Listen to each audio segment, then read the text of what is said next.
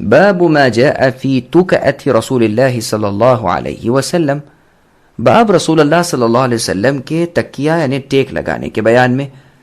جابر بن سمرہ رضی اللہ عنہ سے روایت ہے کہ میں نے رسول اللہ صلی اللہ علیہ وسلم کو تکیے پر بائیں جانب ٹیک لگائے ہوئے دیکھا۔ یہ حدیث صحیح ہے، دیکھیے سنن ترمذی حدیث رقم 2770 اور سنن ابی داؤد حدیث رقم 4143۔ سامعین، اب اس حدیث سے ثابت ہونے والا ایک مسئلہ سماعت کریں۔ تکیے کے دائیں جانب ٹیک لگائی جائے یا بائیں جانب، دونوں طرح جائز ہے، بلکہ تکیے پر بیٹھنا بھی جائز ہے، جیسا کہ سنن ابی داؤد کی حدیث رقم 4449 سے یہ بات ثابت ہے۔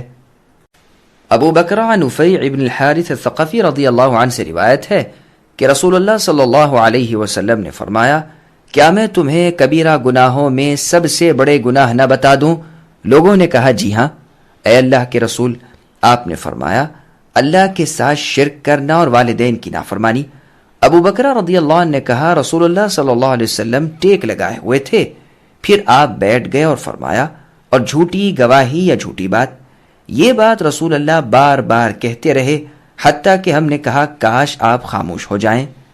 یہ حدیث صحیح ہے، دیکھیے سنن ترمذی حدیث رقم 1901، 2301 اور 3019، نیز صحیح بخاری حدیث رقم 2654۔ سامعین، اب اس حدیث سے ثابت ہونے والے چند مسائل سماعت کریں۔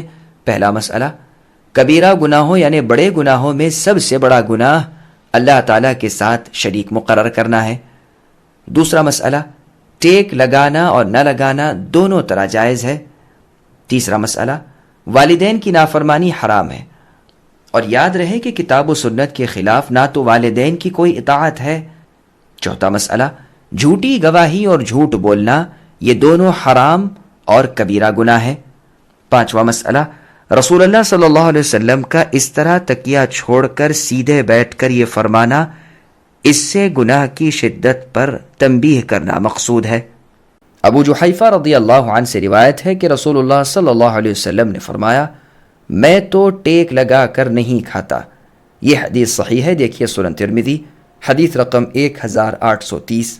ابو جحیفہ رضی اللہ عنہ سے روایت ہے کہ رسول اللہ صلی اللہ علیہ وسلم نے فرمایا، میں ٹیک لگا کر نہیں کھاتا۔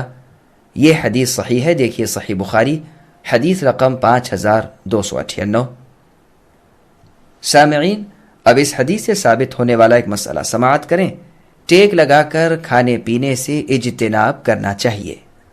جابر بن سمرہ رضی اللہ عنہ سے روایت ہے کہ میں نے نبی صلی اللہ علیہ وسلم کو ایک سرہانے پر ٹیک لگائے ہوئے دیکھا۔